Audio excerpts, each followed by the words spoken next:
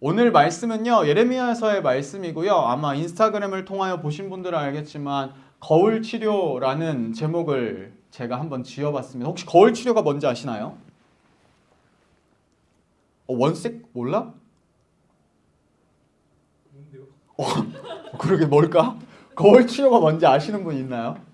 무슨 치료예요? 거울 치료?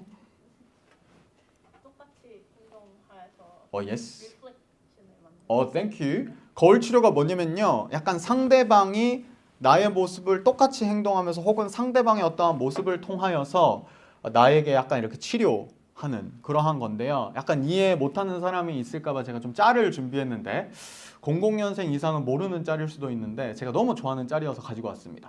혹시 무한도전을 보신 분이나 아니면 뭐 무한도전 레전드 짤을 보신 분들은 알겠지만 제가 진짜 좋아하는 그 편인데 정신감정을 하는 게 있었어요. 그래서 이제 각자 그 멤버들의 역할극을 약간 거의 레전드 편인데 이 거울 기법 치료를 해서 정중앙은 그 정준하 씨를 의미합니다. 그 정준하가 이 무한도전에서 약간 그 좀 그 뭐라 그럴까 빌런 캐릭터를 많이 맡았잖아요. 그래서 이제 각자 롤 플레이를 하면서 유재석이 그렇게 정준하를 잘 따라해요. 그래서 정준하를 따라합니다. 그래서 역할극을 통해서 내가 이런 행동했을 때 상대방들이 어떤 걸 느끼구나 하는 건데 이 유재석이 이렇게 합니다. 이거 한번 제가 연습해봤는데 잘 될지 모르겠지만 야무지게 먹어야지. 이렇게 유재석이 정준하를 이렇게 따라합니다. 그래서 막 이 표정만 봐도 약간 진짜 약간 킹 받죠. 야 이렇게 유재석이 따라하고요. 그래서 저부 옆에 계시는 약간 머리 기신 분이 정신과 선생님이신데 이제 정중앙 씨에게 물어봅니다. 자신의 모습을 이렇게 미러링 해가지고 거울을 본 것 같은 소감이 어떠십니까? 라고 물어봤고 만약 진짜 이대로라면 좀 짜증 그리고 좀 갑갑한 것 같기도 하고 정준하가 이렇게 유재석의 거울 기법 치료를 통하여서 사람들이 이렇게 느끼겠구나 라는 거울 치료를 당하는 어떠한 편인데요. 오늘 말씀에는요 정확하게 이렇게 거울 치료 기법은 아니지만 하나님께서요 어떤 다른 민족의 모습을 통하여서요 이스라엘 백성들에게 거울 치료를 하시는 혹은 하나님께서 어떤 레갑 사람들이라는 자손들의 모습을 통하여서 이스라엘 백성들에게 메시지를 주시는 세라피를 주시는 내용이 등장을 하고 있습니다. 오늘 조금 약간 긴 본문이지만요. 하나님께서 어떻게 다른 민족의 모습을 통하여서 이 이스라엘 백성들에게 거울 치료를 하시는지 저와 잠깐 살펴보면 좋을 것 같습니다. 제가 어제 34장 묵상을 했었어야 됐는데 못했어요. 그래서 이 35장을 이해하기 위해서는 34장의 내용을 이해해야 되거든요. 34장의 내용이 뭐냐면요. 어제 말씀 묵상하신 분들은 또 아시겠지만 시드기야 왕 때의 이야기입니다. 28장부터 34장까지 쭉 시드기야 왕에 대한 이야기가 나오고 있고요. 어제 본문에서는 특별히 하나님께서 계속 이스라엘 백성들한테 정신 차려, 정신 차려, 정신 차려 이 친구들아 이렇게 메시지를 전하시잖아요. 그래서 시드기야 왕이 조금 반응을 했던 것 같아요. 그래서 이스라엘 백성들 가운데 히브리 노예들이 있었어요. 약간 노예들이 있었는데 하나님께서 명령을 하시고 시드기야 왕이 그 노예들을 해방하겠다라고 이렇게 언약을 맺어요. 약조를 맺어요. 근데 어제 본문에서 무슨 내용이 나오면요 이스라엘 백성들이 정신을 차리지 못하고 그 언약을 또 한 번 어겨버리고 히브리 종들을 해방시키겠다, 그 노예 문서를 뭐 찢겠다, 폐지하겠다 했던 것들을 그 약속을 지키지 못하고 여전히 하나님의 뒤통수를 치면서 그 명령을 거역하는 모습이 예레미야 34장에 나오고 있습니다. 그러한 계속 되풀이되고 반복되는 이 이스라엘 백성들의 뒤통수 치는 모습들 때문에 하나님께서 이 35장에 어떻게 보면은 그 한 가지 이스라엘 백성들에게 메시지를 주기 위한 방법으로서 혹은 그들을 돌이키기 위한 방법으로서 한 민족의 이야기를 스토리를 들려주십니다. 오늘의 본문 35장의 내용인데요. 혹시 이 시대가 어느 때인지 아실까요? 제가 힌트를 드리겠습니다. 유다의 요시야 왕의 아들 요호야김 왕 때예요. 어디 김씨인지는 잘 모르겠지만요. 김혜김 씨면 좋겠는데 여호야김이에요. 자, 근데 여기서 재미난 게 뭐냐면은 28장부터 34장까지는 시드기야 왕의 내용이에요. 여호야김 왕은 시드기야 왕 뒤의 왕일까요? 전의 왕일까요? 힌트입니다. 힌트래. 퀴즈입니다. 그 한국에서 약간 그 중학생까지 공부하신 분들은 막 그런 거 외우잖아요. 태종태세 문단세 막 이런 거 외우잖아요. 모르시는 분들도 있죠. 그 왕 순서인데 조선왕조실록의 왕 그 순서인데 그 저는 신학교를 다녔었는데 신학교를 다니면 이 북이스라엘과 남유다 왕들의 순서를 막 다 외워야 돼요. 시드기야 왕이 남유다의 마지막 왕이거든요. 그 시드기야 왕 전의 왕이 여호야김 왕이에요. 자, 28장부터 34장까지 시드기야 왕 때 마지막 때에 대한 이야기를 막 하다가 갑자기 그 전의 왕의 이야기를 해요. 옛날에 있었던 얘기를 갑자기 예레미야가 브링잉 해요. 하나님께서 이렇게 말씀하신 거겠죠. 자, 여호야김 때에 있었던 이야기를 하나님께서 예레미야를 통하여 이스라엘 백성들에게 전하십니다. 아마 그 전에 있었던 얘기를 가지고 오는 거는 어떠한 인텐션이 있었겠죠. 메시지를 주기 위해. 그 스토리가 이렇게 시작됩니다. 너는 레갑 사람들의 집에 가서 그들에게 말하고 그들을 여호와의 집 한 방으로 데려다가 포도주를 마시게 하라 하시니라. 레갑 사람들이 등장을 합니다. 혹시 레갑 사람들에 대한 이야기를 혹시 들어보신 적이 있으신가요? 레갑 사람들. 저도 사실은 거의 레갑 사람들에 대한 인포메이션은 없었는데 말씀을 준비하면서 알게 됐어요. 레갑 사람들은 누구냐면요. 겐 종족. 겐 종족도 처음 들어보시죠? 자, 역대상에 보면은 이는 다 레갑 가문 조상 함마색에서 나온 겐 종족. 자, 레갑 사람들이 어떤 사람들이었냐면 성경에 막 많이 기록된 사람들은 아니에요. 그리고 아브라함 계통의 약간 퓨어한 이스라엘 사람들도 아니었어요. 그냥 유목민 생활, 떠돌이 생활을 하던 사람들인데 출애굽 때 이제 이스라엘 백성들이 출애굽을 하면서 이 미디안 땅에서 떠돌고 있었던 레갑 자손들, 겐 종족이 이 이스라엘 백성들이랑 합류를 하게 된 거예요. 자, 그래서 그냥 쉽게 정리해 보면 레갑 사람들은 어떤 그 로열한 혈통이 아니었어요. 메조리티 메인스트림에 있는 사람들이 아니었고 이스라엘 그 아브라함의 혈통에 있는 사람들이 아니라 약간 좀 변두리 사람들이었었던 것 같아요. 약간 노스쇼에 살지 않고 이런 얘기는 하지 않겠습니다. 웨스트 사는 사람 오늘은 없잖아. 연격이 없어서. 약간 웨스트에 사는 사람. 준영재는 웨스트 안 사시죠? 오케이. 자, 변두리의 웨스트가 변두리라는 건 아니고 어쨌든 아브라함의 그러한 혈통이 아니라 약간 그 마이너리티, 메인스트림에 없었던 종족들이에요. 성경에 막 잘 기록도 안 돼요. 근데 갑자기 하나님께서 레갑 사람들의 이야기를 스토리를 끌고 오시는 거예요. 거울 치료를 하기 위해서. 어떠한 스토리냐면요. 그들을 여호와의 집 한 방으로 데려다가 포도주를 마시게 하라 하시니라.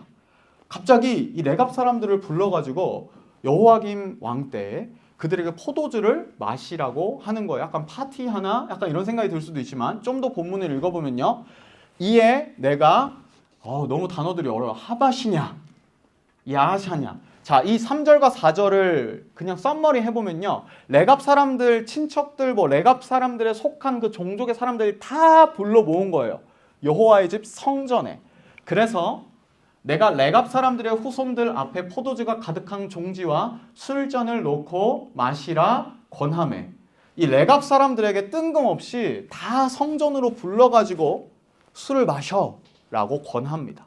근데 그 당시에 여호와의 전에서 누군가가 이렇게 좀 높은 벼슬에 있었던 사람 혹은 높은 오토리티를 가지고 있었던 사람들이 술을 마시라 뭐 하라 이렇게 하면은 그걸 따르지 않으면요. 약간 다니엘의 새 친구 느낌으로 상당한 불이익이 그들에게 가하는. 그래서 어떻게 보면 되게 프레셔가 있는 상황입니다. 포도주가 가득한 종지와 술잔을 놓고 마시라 권하매. 그 레갑 사람들, 그 무리들에게. 그들이 이르되 우리는 포도주를 마시지 아니하겠노라. 레갑의 아들 우리 선조 요나답이 우리에게 명령하여 이르기를 너희와 너희 자손은 영원히 포도주를 마시지 말며. 그 어떠한 엄청난 프레셔를 가지고 있었던 레갑 사람들 술 마셔. 술잔을 차려놓고 우리 같았으면 몇 년 산이에요? 이러고 마셨을 텐데 그들이 우리는 포도주를 마시지 않겠어 라고 합니다. 그리고 그 이유를 뭐라고 드냐면요, 우리 선조 요나답이 우리에게 명령해서 우리는 술을 마시지 않겠다. 근데 이 당시의 시대적 배경을 살펴보면요, 선조 요나답이 살았던 시대는 이 당시에 레갑 사람들이 살았던 시대와 적어도 250년에서 300년 정도 전에 살았던 사람이 요나답이에요. 근데 이 레갑 사람들은 한 250년에서 300년 정도를 이 요나답의 명령을 지키면서 지금까지 살아왔다는 거죠. 여러분들은 250년에서 300년 정도 전에 great father가 누구였는지 모르시죠? 전 증조 할아버지도 기억이 안 나는데 250년에서 350년 전에 있었던 어떤 증조 고조 그 다음이 뭐죠? 6대조. 오케이. 6대조, 7대조, 8대조 할아버지가 하셨던 말을 기억하고 그 레갑 사람들 전체가 기억하고 있었던 거죠.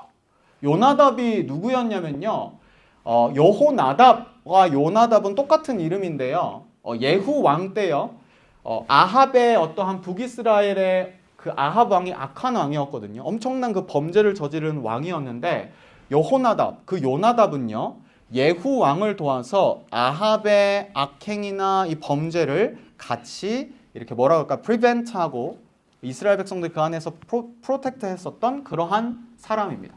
예후가 레갑의 아들 여호나답과 더불어 바알의 신당에 들어가서 바알을 섬기는 자들에게 이르되 너희는 살펴보아 바알을 섬기는 자들만 여기 있게 하고 여호와의 종은 하나도 여기 너희 중에 있지 못하게 하라 하고, 요나답이란 그 레갑 사람들의 선조가 아합의 어떠한 잘못들 이러한 부분들을 예후 왕과 같이 처단하고 클리어하는 그러한 그러한 일들을 했던 사람이 여호나답입니다.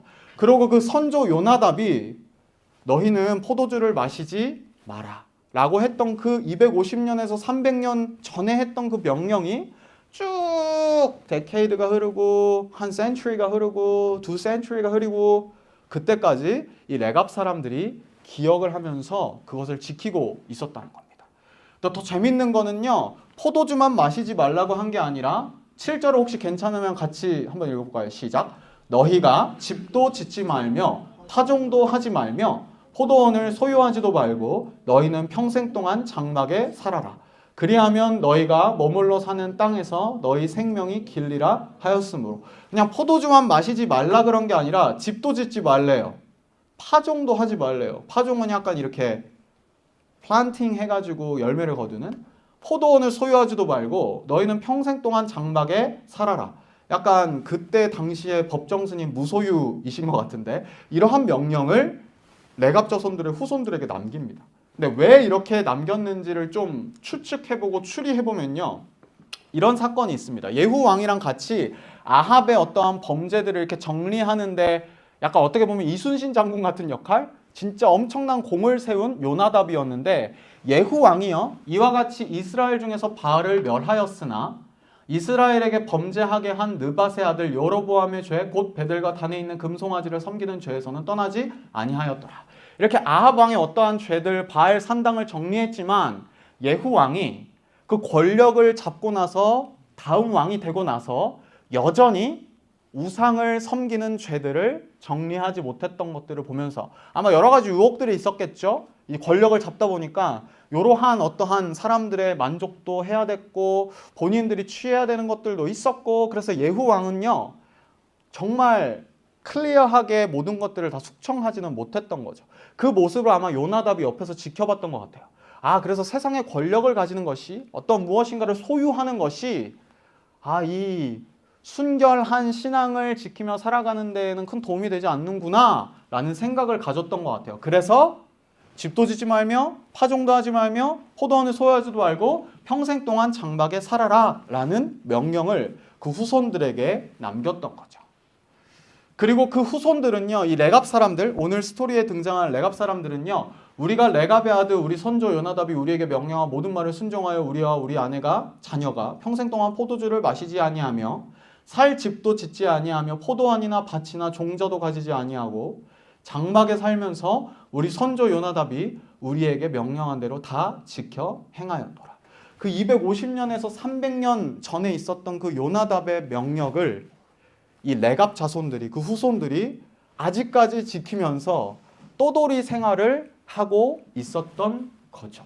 이 스토리가 예레미야 35장에 등장을 하고 있습니다. 왜 하나님께서는 이 메시지를 이스라엘 백성들에게 주셨을까요? 그때 여호와의 말씀이 예레미야에게 임하여 이르시되 만군의 여호와 이스라엘의 하나님께서 이와 같이 말씀하시니라. 너는 가서 유다 사람들과 예루살렘 주민들에게 이르기를 너희가 내 말을 들으며 교훈을 받지 아니하겠느냐 여호와의 말씀이니라.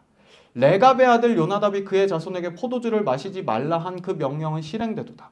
그들은 그 선조의 명령을 순종하여 오늘까지 마시지 아니하거늘 내가 너희에게 말하고 끊임없이 말하여도 너희는 내게 순종하지 아니하도다. 어떻게 보면 하나님께서요, 저는 되게 하나님이 쪼잔하신가? 아니면 비교하시는 분이신가? 그냥 하나님께서 갑자기 뜬금없이 이전에 있었던 여호야김 왕 때의 이야기를 갑자기 꺼내신 거예요.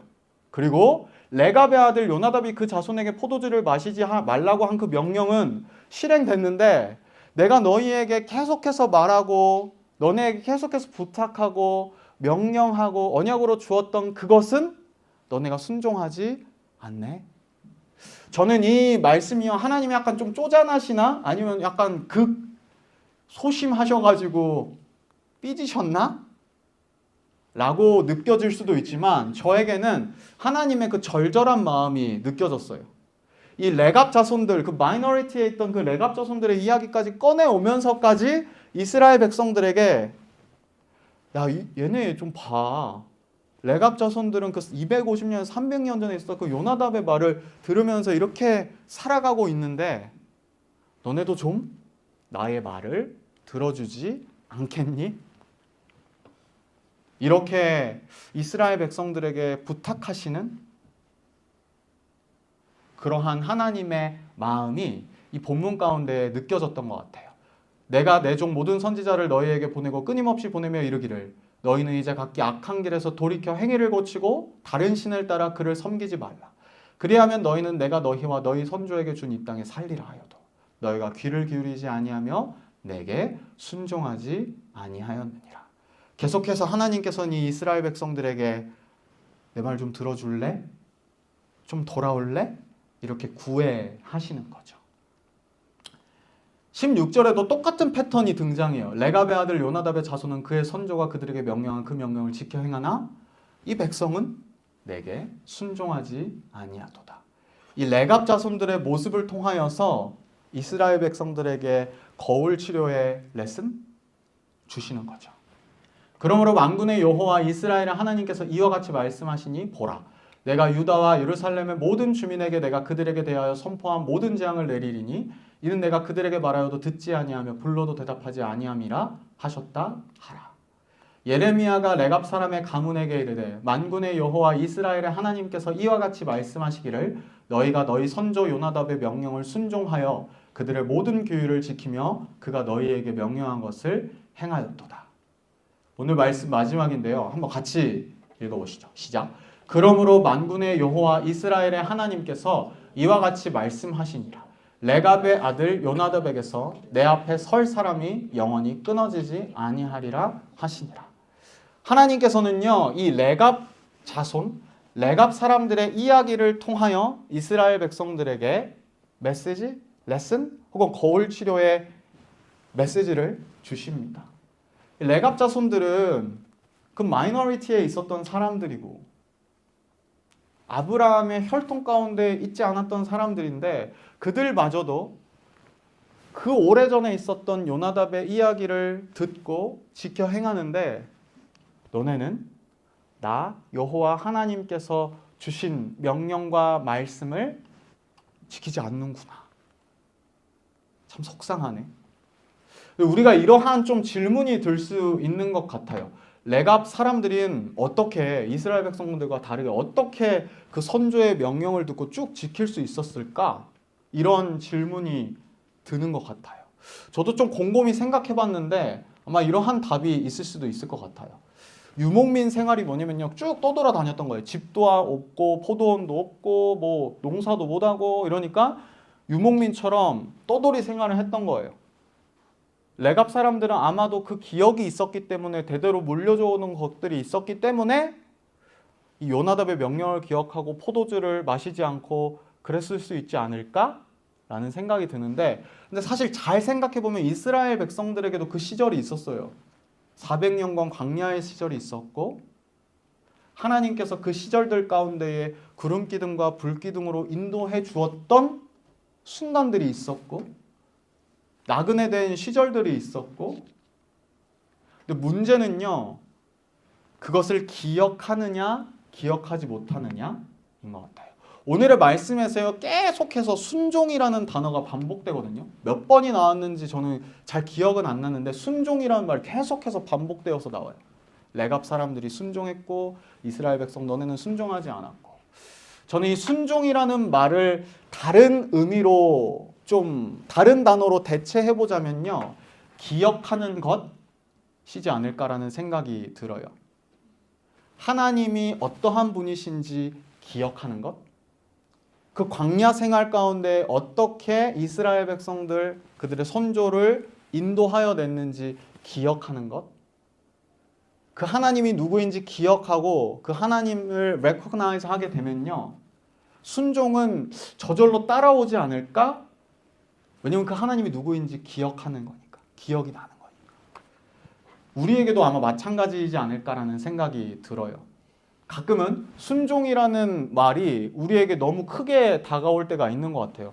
뭔가를 막 뛰어넘어야 돼서 챌린지해서 순종해야 되고, 근데 조금 단순하게 생각해보면, 혹은 레갑 사람들의 이야기들을 커테이션을 따서 생각을 해보면, 하나님이 누구이신지를 기억하는 것, 우리가 나그네 되었을 때 어떻게 우리를 인도하셨는지를 기억하고, 때마다 시마다 하나님께서 우리를 어떻게 인도하여 주셨는지를 기억해보면 이 순종이라는 개념은 저절로 따라올 수 있게 되지 않을까?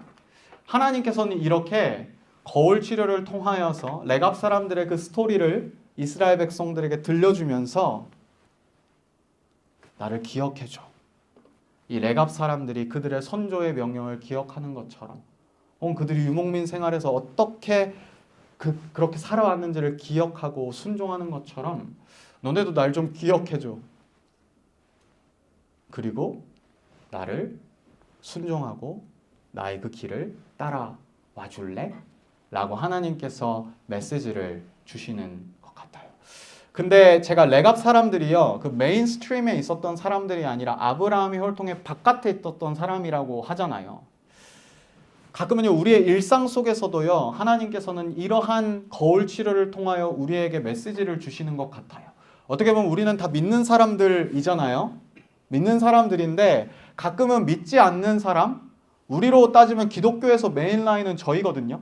믿는 사람들. 근데 가끔은 이 메인라인에, 메인스트림에 있지 않고 사이드라인에 있는 사람들을 통하여서 우리에게 하나님께서 메시지를 주시는 것 같아요. 마치 이스라엘 백성들에게 레갑 사람들의 이야기를 통하여서 메시지를 주시는 것처럼.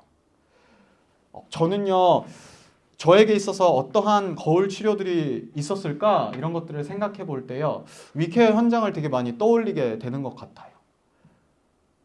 여러 가지 일들이 있었는데 생각나는 에피소드들은요, 어떤 저희와 함께 볼런티어를 하던 할머니의 생신이셨어요. 근데 이렇게 스트리트 파너 중에 한 분이 그 할머니의 생신이신 것을 듣고 갑자기 이렇게 주머니에서 막 꾸깃꾸깃한 캐시 20불을 꺼내는 거예요. 그러면서 그 할머니에게 줘요. 아마 본인에게는 되게 귀했던 20불일 텐데 그 꼬깃꼬깃한 걸 꺼내서 그 할머니한테 주면서 생일 축하한다. 그 할머니는 안 받으려고 했는데 저는 그 모습 속에서요, 예수님의 흔적을 본 것 같아요. 그리고 작년 이맘때였던 것 같은데 겨울이었는데 썬데이 블레싱이라는 기관에서 막 따뜻한 옷을 나눠줬어요. 홈리스 분들이 이제 추우시니까. 근데 어떤 조그만 마을이 여자분께서요, 본인에게 제공받은 그 옷을요, 자기보다 덩치도 훨씬 크고 별로 안 추울 것 같은 어떤 또 다른 여자분에게 이렇게 나눠주는 거예요. 그 현장 속에서 저는 거울 치료를 많이 당했던 것 같아요.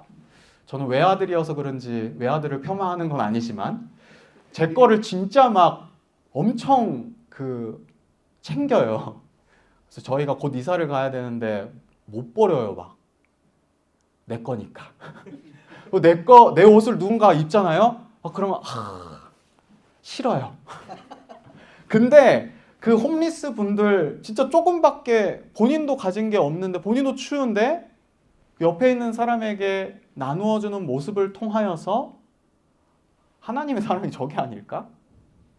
거울 치료를 하나님께서는 하시는 것 같아요. 여러분들도 여러분들의 일상을 살아가다 보면은 내가 믿는 자인데, 내가 하나님의 사랑을 아는 자인데, 은혜를 받은 자인데, 저 사람은 분명 그리스도인이 아니고 신앙을 가진 사람도 아닌데 그 사람들의 모습을 통하여서 하나님께서 우리에게 말씀하시는 순간들이 있는 것 같아요.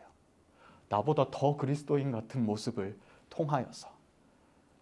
우리의 처음 반응은요, 그냥 착한 사람인가 보지. 근데 이 오늘 말씀에 나왔던 레갑 사람들의 이야기를 통하여 이스라엘에게 메시지를 주시는 하나님의 이 거울 치료의 레슨을 우리가 같이 묵상하면서 우리도 매일매일을 살아가면서 우리보다 더 그리스도인들 같은 우리 주변에 있는 사람들의 모습을 통하여서 하나님께서 우리에게 말씀하시는 것들을 귀 기울여 들을 수 있는 계기가 되면 좋지 않을까라는 생각이 들어요. 그리고 하나님께서는 어떠한 분이시냐면요, 그런 레갑 사람들의 이야기를 통하여서라도, 혹은 저에게 있어서는 그 홈리스 분들의 모습을 통하여서라도 그렇게라도 우리에게 하나님께서는 말씀하십니다. 나 좀 기억해 줄래? 내 사랑 기억해 줄래? 그리고 성경에는요, 수없이도 이러한 거울 치료 이야기들이 등장을 해요. 요한복음 3장에 보면요, 니고데모, 종교 지도자였던 니고데모가요, 예수님께 찾아와서 묻습니다. 어떻게 해야 영생을 얻으리까? 근데 그 마지막은요, 고심하며 떠나가요. 근데 그 바로 이어가지고 요한복음 4장에는 사마리아 여인이 등장을 해요. 이방 여인이었던. 근데 그 여인은 예수님께 예배가 무엇이고 어디서 예배해야 되고 묻고 예수님께서는 그 여인에게 진리를 선포하십니다. 아마 그 여인의 돌아가는 발걸음은 가볍지 않았을까? 그리고 두 렙돈의 과부, 그거를 헌금하였던 과부, 어떠한 허위허식하며 헌금하는 걸 뽐냈던 그 종교 지도자들과 달리 과부의 두 렙돈. 성경의 수많은 이야기들은요, 여러 가지 거울 치료를 통해서 우리에게 말씀하십니다. 그리고 우리의 일상 속에서 하나님께서는 우리에게 모든 circumstance를 통하여서 말씀하십니다. 그 하나님의 말씀에, 혹은 하나님의 메시지에, 혹은 하나님의 그 거울 치료에 우리가 반응하며 그 하나님의 마음을 알아가 보았으면 좋겠습니다. 그래서 이 한 주간 살아갈 때요, 그 하나님의 음성에 민감하게 반응하셨으면 좋겠고요. 혹여나 그 하나님의 마음이, 하나님의 메시지가 여러 상황들을 통하여서 여러분들에게 비춰졌을 때 다시 한 번 더 하나님을 기억하고 하나님께 순종하며 나아가는 우리가 되었으면 좋겠습니다.